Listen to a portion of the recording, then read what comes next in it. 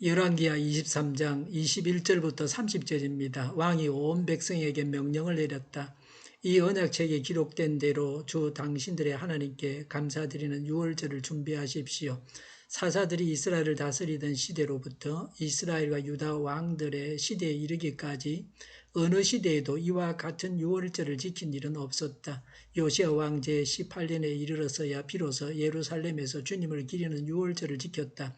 요시야는 대제사장 hil기야가 주님의 성전에서 발견한 책에 기록된 율법의 말씀을 지키려고 유다 땅과 예루살렘에서 신접한 자와 박수와 드라빔과 우상과 모든 혐오스러운 것들을 눈에 보이는 대로 다 없애버렸다.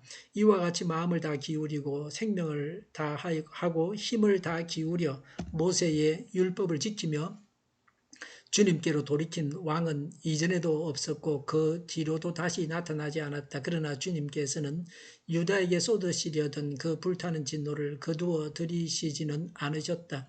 므낫세가 주님을 너무나도 경노하시게 하였기 때문이다. 그래서 주님께서는 이렇게 말씀하셨다. 이스라엘을 내가 외면하였듯이 유다도 내가 외면할 것이요 내가 선택한 도성 예루살렘과 나의 이름을 두겠다고 말한 그 성전조차도 내가 버리겠다.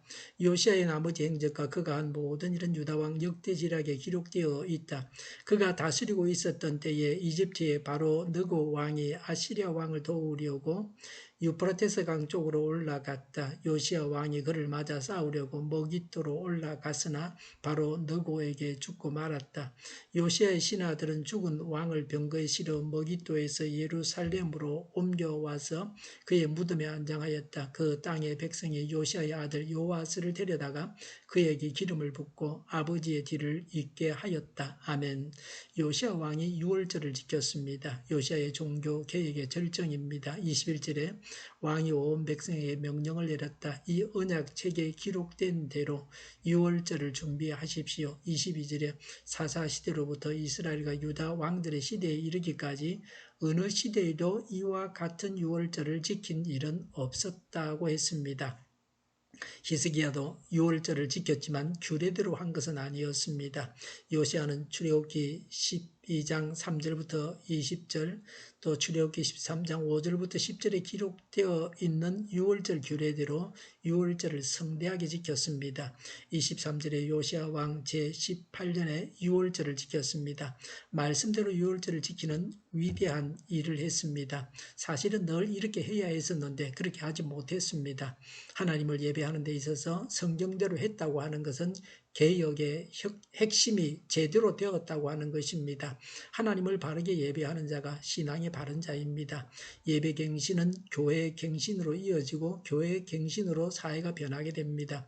요시야의 나머지 개혁입니다. 24절에 요시야는 율법의 말씀을 지키려고 유다 땅과 예루살렘에서 신접한 자와 박수와 드라빔과 우상과 모든 혐오스러운 것들을 다 없애버렸다고 했습니다. 25절에 이와 같이 마음을 다 기울이고 생명을 다하고 힘을 다 기울여 모세의 율법을 지키며 주님께로 돌이킨 왕은 이전에도 없었고 그 뒤로도 다시 나타나지 않았다고 했습니다. 하나님의 말씀을 지켜서 개혁하기 위해서는 마음을 다하고 힘을 다해야 합니다. 더 나아가서는 생명의 위협을 무릅써야 합니다. 요시야는 말씀대로 개혁하는 일에 전무후무한 왕이었습니다. 우리가 이런 명성을 얻어야 합니다. 우리도 하나님을 섬기는데 마음이 한결같이 충실합니까? 26절에 그러나 주님께서는 유다에게 쏟으시려던 그 불타는 진노를 거두어 들이시지는 않으셨다. 므낫세가 주님을 너무나도 경노하시게 하였기 때문이다. 27절에 주님께서 이렇게 말씀하셨다. 이스라엘을 내가 외면하였듯이 유다도 내가 외면할 것이요 예루살렘과 성전조차도 내가 버리겠다고 하셨습니다. 범죄는 하나님으로부터 버림받게 합니다. 요시야의 철저한 종교 개혁에도 불구하고 하나님께서 진노하신 이유가 무엇입니까? 왜 유다가 망한다고 하십니까? 26절에 므낫세의 제약 때문이었습니다. 요시야 왕의 개혁이 부족해서가 아니었습니다. 당시 유다 백성들의 상태는 예레미야서나 스바냐서에 상세히 나타나 있습니다. 예레미야 2장 1절부터 13장 27절, 예레미야 16장 1절부터 19장 15절, 스바냐 1장 1절에서 3장 8절까지입니다. 요시야 왕의 종교 개혁에도 불구하고 스바냐 1장을 보면은 유다 백성들은 여전히 우상 숭배를 했습니다. 26절에 므낫세의 우상 숭배와 악행 때문에 주님께서 진노하셨기 때문이라고 했습니다. 백성들은 여전히 므낫세의 우상 숭배죄에 빠져 있었습니다. 그래서 예루살렘 멸망의 징벌을 거두지 아니하시고 내리셨습니다. 하나님은 한치의 오차도 없으십니다. 정의롭게 죄인을 벌하십니다. 하나님께서는 사람의 속을 꿰뚫어 보시고 우리 사회나 교회의 실제 모습을 다 알고 계십니다. 요시야 통치의 끝을 28절부터 30절에 말씀하고 있습니다. 아시리아의 수도 아수르가 메대에게 함락되고 바벨론에게 아시리아가 니느웨가 함락되었습니다. 바벨론에게 아시리아의 니느웨가 함락되었습니다.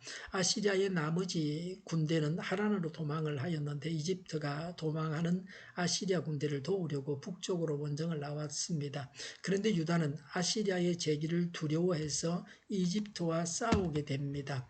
28절에 요시야는 이집트와 싸움에서 전사했습니다.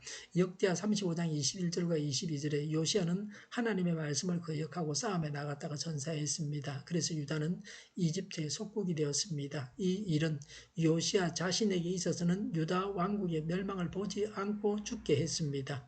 30절에 요시야가 죽었습니다. 요시야가 전사했지만 평안히 장사 지내졌습니다. 아들 요아하스가 왕이 되었습니다. 훌다의 예언대로 되었습니다. 그러나 요시야 왕의 죽음은 이미 예언된 재앙의 시작을 알리는 전조였습니다.